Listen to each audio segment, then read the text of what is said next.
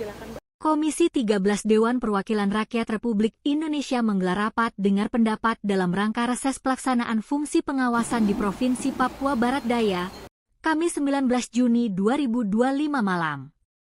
Kegiatan tersebut dihadiri oleh Gubernur Papua Barat Daya, jajaran Forkopimda, serta perwakilan kementerian lembaga mitra kerja Komisi 13 seperti Kementerian Hukum dan HAM, Direktorat Jenderal Pemasyarakatan, Keimigrasian, hingga Komnas HAM.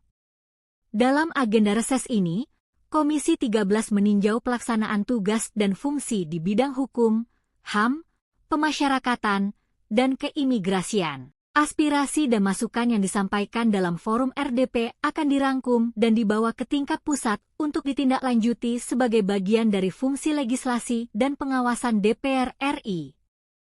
Nah, di dalam dialog ini ya banyak hal yang kita diskusikan, terutama usulan-usulan dari Pak Gubernur tadi yang menyangkut soal pembangunan infrastruktur, terutama untuk pelayanan publik kantor gubernur, terus kemudian juga DPRD, MRP, juga OPD, di mana ini tentunya merupakan tanggung jawab dari pemerintah pusat juga untuk mempersiapkan ini.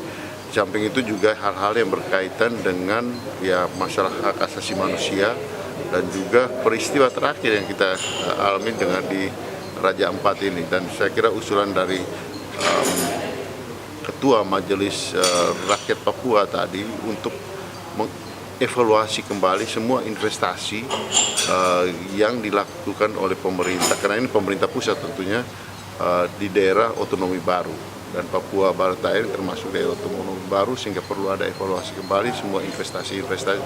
Karena bagaimana kita butuh investor, tapi kemudian juga jangan sampai kemudian menjadikan wilayah ini, menjadikan masyarakat di sini hanya menjadi penonton dari semua proses eksploitasi, eksplorasi di wilayah ini. Dan itu saya kira hal-hal yang menjadi kesimpulan di dalam rapat kami tadi. Pemerintah Provinsi Papua Barat Daya mengapresiasi agenda Komisi 13 DPR RI tersebut karena sangat penting dalam mendorong supremasi hukum serta penghormatan terhadap hak asasi manusia, yang merupakan fondasi utama dalam membangun tata kelola pemerintahan yang baik, inklusif, dan berkeadilan. Atas nama pemerintah dan masyarakat Papua Barat Daya mengucapkan selamat datang serta terima kasih untuk perhatian kepedulian yang telah diberikan kepada Papua Barat Daya hingga Papua itu bisa menjalankan kesibukan dan berada bersama di Papua. Terima kasih. Terima kasih.